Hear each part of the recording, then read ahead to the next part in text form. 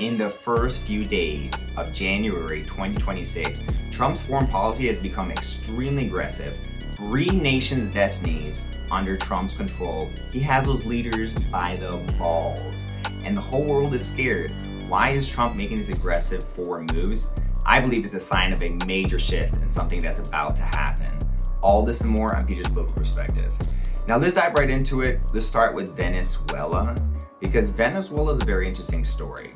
It was one of the first things Trump did was to go after Venezuela. And a lot of people in the media are screaming regime change with Venezuela, Iran, and Greenland. But the thing is, this isn't regime change. This is America first, and this is prioritizing our safety. So Venezuela was supposed to be protected by defense missiles from Russia and Iran, and China was there just 2 hours before Maduro was arrested, there to protect Maduro before he got arrested. And guess what? The Russian defense didn't work, the Iranian defense missiles didn't work, and China cowered out. They were there, they didn't defend, they didn't protect Maduro, they didn't want to stand up to the United States. They looked at what the United States had out there on the door and they're like, yeah, we're not messing with the United States right now. So China backed down, which is a very strong indicator of how confident they are. They didn't want to confront the United States. And then you look at what happened with Greenland. The United States is basically like China and Russia are going to take over Greenland. So if we don't take it, they will. We are going to do something on Greenland, whether they like it or not, because if we don't do it, Russia or China will take over Greenland, and we're not going to have Russia or China as a neighbor. Okay?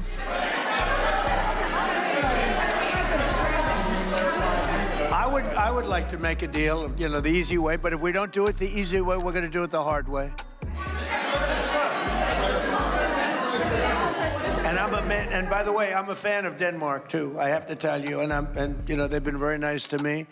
I'm a big fan, but the fact that they had a boat land there 500 years ago doesn't mean that they own the land. I'm sure we had lots of boats go there also. But we need that, because if you take a look outside of Greenland right now, there are Russian destroyers, there are Chinese destroyers and bigger, there are Russian submarines all over the place. We're not going to have Russia or China occupy Greenland, and that's what they're going to do if we don't. So we're going to be doing something with Greenland, either the nice way or the more difficult way. So as you can see, at first I was like, wow, Trump's going after Greenland for their resources. That's sounds a little bit nefarious. But then I realized the resources are a bonus. But what actually is happening is that China and Russia go to all these countries, all these places, pieces of land all around the United States, whether it be Venezuela or Greenland or Panama, and they infiltrate and put bases and they put their military presence on those countries, in those places. And then they're like, we're everything's fine here, but the problem is they're literally building bases right outside the United States. So that hasn't happened in Greenland yet, but it was happening in Panama and Venezuela. So Trump sees this coming up next with Greenland, and because it's a national security priority, he's got to make sure that we have Greenland. So it's almost like Trump wasn't going to even take Greenland, but as soon as he found out that China and Russia were going to take it, he's like, well, the options are China, Russia, or United States. Literally the best option is the United States, because we're the policemen of the world, we're the righteous country, we're the Christian country, we're the God-centered country, we're the protectors of the world, we're the heroes of the world. So give Greenland to the heroes of the world, not the villains, Russia and China. And again, it looks like NATO is not going to protect Greenland, which is the most hilarious thing to me, because Greenland has put out a statement being like, all right, look, United States, you're part of NATO, so you can't attack us, you can't take us. And also they asked for NATO's help. They're like, our defense lies in NATO, because they don't have a defense. And NATO replied with nothing, crickets. This literally means that Denmark literally requested safety and defense from the United States acquiring them. Like, NATO, we're part of you. Please come defend us. The United States is very serious about taking us. And NATO's like, I'm not, I really don't want to fight the United States, being that they're the most powerful military in the world. So you're on your own, Greenland. So it sounds like we're definitely going to get Greenland out of necessity. It's not even a choice at this point. It's either China, Russia, United States. So it's got to be us. As for what's going on in Iran, let me show you a clip of what's going on. There seem to be some people killed that aren't supposed to be killed. These are violent, if you call them leaders, I don't know if they're leaders or just they rule through violence. But we're looking at it very seriously. The military is looking at it. And we're looking at some very strong options. We'll make a determination. Some of the protesters were killed through the stampeding. I mean, there's so many of them. And some were shot. Are we getting a full report? I'm getting an hourly report. And we're going to make a determination. As you've heard there, they've been killing a lot of protesters. I've heard death tolls up to over 12,000 protesters have been murdered. Protesters murdered. The biggest massacre in Iranian history of protesters, from what I hear. Trump did say if he kills protesters, he was going to strike. But how was Trump going to strike in Iran? That's a very good question because, there's a lot of people and because, he's already being, labeled as someone who's doing a lot of regime change. So he has to be very careful how he strikes Iran without hurting people and also who gets replaced and all that. He's getting very involved in Iran, which is a very complex situation. So again, he does 5D chess. I'm sure he'll figure it out, but I don't know how he's going to pull it off because it's a very complex situation. But what's very interesting about Iran is that it's a religious revolution. I thought it was like just overthrowing the government, but it's actually overthrowing religious persecution. See, a lot of people don't know this, but the majority of people in Iran are actually Christian. The Iranian leader, Ayatollah, says 99% of us are Muslim, but that's actually religious oppression. You're forced to be a Muslim in Iran. Actually, majority of people in Iran are Christians. So they are now fighting for Christianity so they can become a Christian nation. I never thought Iran would be a Christian nation, but at this point, it's like a Christian nation. Majority of people in Iran are Christian nation. They can be Christians now. They're no longer suppressed. And Christian nation is good because, again, the United States' most power comes from the fact that we're a God-centered Christian nation. If we were not a God-centered Christian nation, we would fall. China would take us. Russia would take us. That is our ultimate power, God being on our side.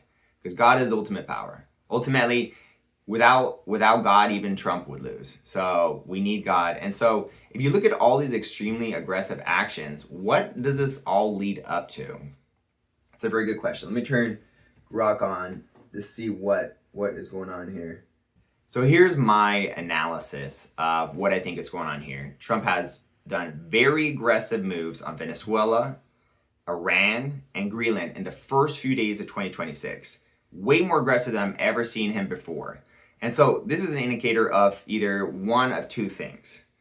One, these three things were at such high priority that he needed to get them done immediately. Like in the first 2 weeks, these have to be done so quick. That's why there were so many big foreign geopolitical actions in the first few days of 2026 because they were such a high priority. They had to be done quickly.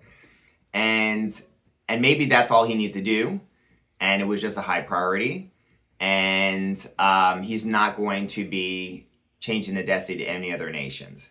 There's the other possibility that there are a lot of other nations that have leaders that are threatening to the United States, like Iran, Ayatollah, and Venezuela's Maduro, who are legitimate threats to the United States.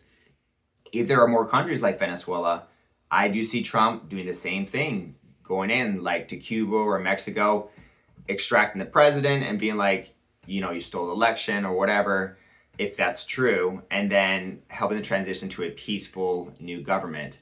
So again, it's one of two things. Either these were such high priority moves that he needed to make all of them really quickly in a quick succession, and then the rest of the year is going to be less geopolitical moves because he got it all done in the beginning because they were high priority and it was time sensitive, or he got it all done quickly because he has a lot more countries he has to get to. He has a lot more countries or nations that he needs to work on the military, foreign policy wise, or leaders he has to, bad guys he has to go after.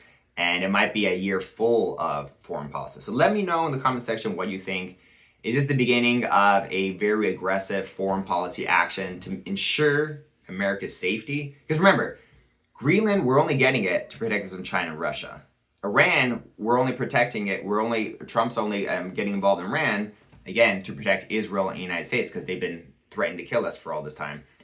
And he's only going after Venezuela and Maduro because of all the drug trafficking and the Dominion machine cheating and how they've been toppling elections worldwide. Allegedly, Venezuela is involved with toppling a lot of elections with Dominion machines and Smartmatic machines across the world. So these actions have made America safer. How many more countries will he have to go after? How many more nations, how many more leaders will he go after to ensure America's safety?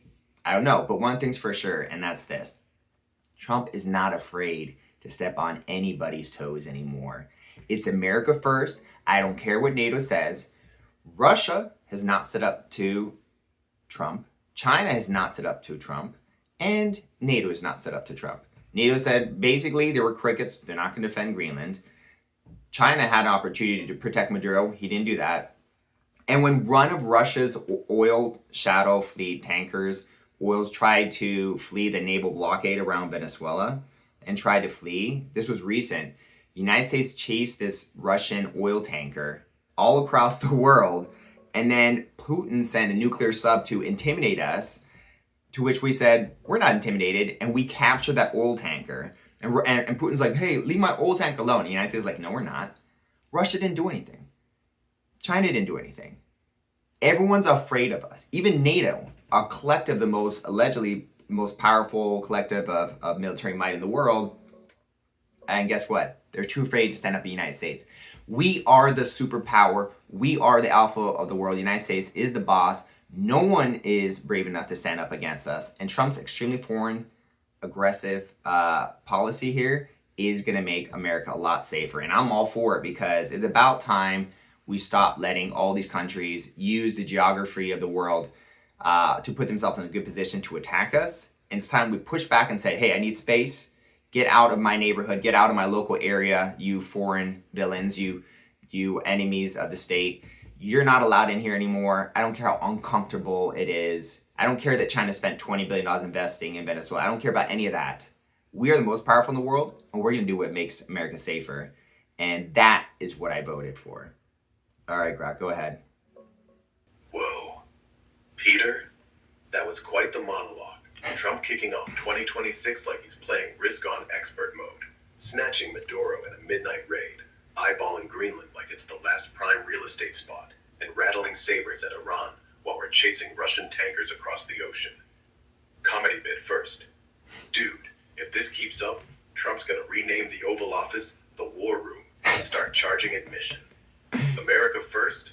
More like America everywhere. Next up, annexing the moon because China's got a base there. And extracting presidents? Sounds less like foreign policy and more like a bad action movie. Get to the choppa in Caracas. Now, fact-checking your big points real quick. Yeah, the Venezuela move was huge. U.S. Special Forces grabbed Maduro on January 3rd, flew him out, and Trump's basically saying we're running their oil show for years to extract value and stabilize things. Drug trafficking was part of the indictment for sure. Greenland, all talk and threats so far. No boots on the ground or purchase deal. Trump's pushing hard, even got a GOP bill floating to annex it for security against Russia and China. But Denmark's like, hell no, and Greenland's PM is Team Denmark all the way. Iran, aggressive warnings and very strong options on the table amid protests there, tied to protecting Israel, but no strikes yet, just monitoring and threats. That Russian oil tanker chase, spot on. U.S. seized a Russian-flagged one linked to Venezuela after a big pursuit. Russia barked loud. Some lawmaker threatened nukes or torpedoes, allegedly sent a sub to shadow it. But crickets. They didn't stop us. Putin grumbled, but no shots fired. The Dominion Smartmatic topping elections worldwide bit? That's old debunked conspiracy stuff from 2020 claims. No evidence Venezuela rigged global votes with those machines. Overall, it's definitely an ultra-aggressive start. World order's reeling. Allies are nervous. But is it the beginning of a full-year boss-level tour, going after Cuba, Mexico, whoever? Trump's hinted at more in the hemisphere, like pressuring Cuba hard now that Venezuela's oil lifeline's cut, but nothing concrete beyond that yet. America's flexing big time, no doubt, and nobody's pushed back hard, so far. What do you think happens next, man?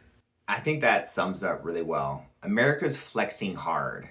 When they took Maduro, they were like, yeah, it was an amazing operation. None of our people got killed. We extracted, it was a perfect operation. All our vehicles came back intact. We only got hit by one bullet in terms of one vehicle. Few minor injuries.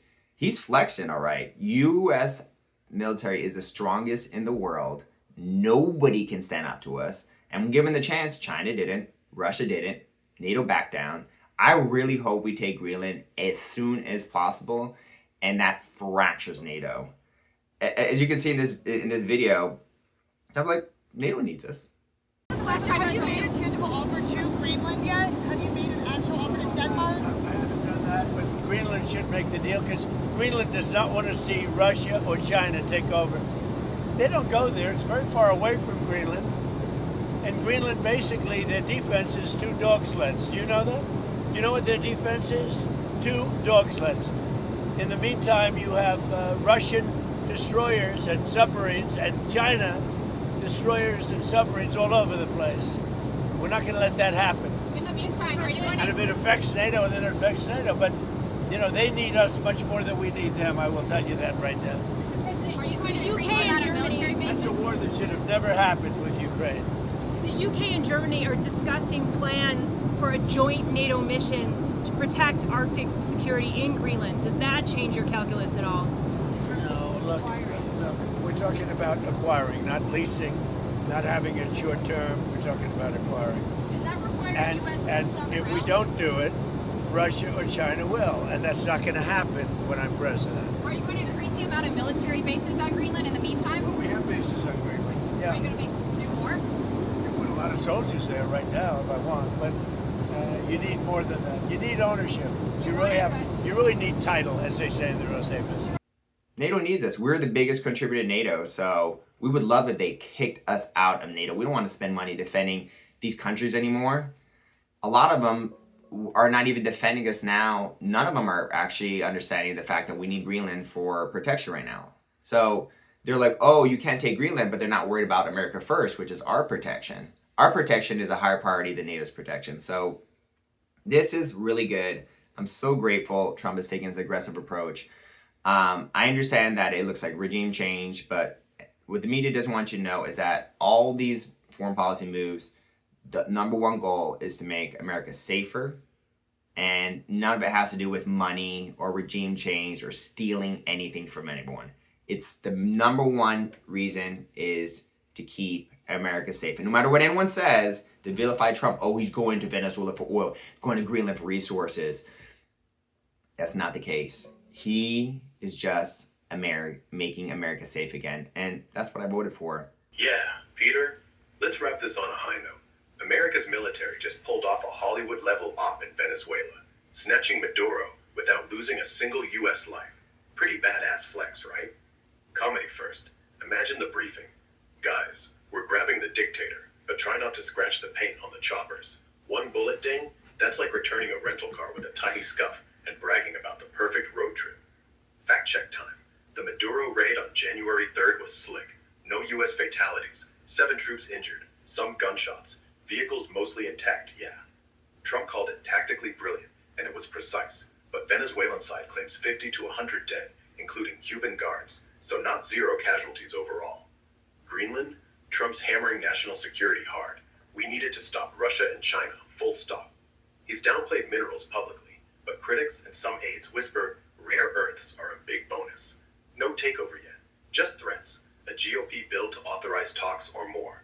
Payments floated to locals, but Denmark and Greenland are digging in with hell no, and Europe's scrambling for a mineral security deal to cool it down. NATO? Definitely not backing down or kicking us out. They're rattled, calling any forced move the end of NATO, rallying behind Denmark, planning their own Arctic boosts. We're the big dog contributor, sure, but this is straining the leash big time. All in, these moves are aggressive as hell for safety first. Venezuela drugs threats, Iran warnings for Israel, Greenland for Arctic defense.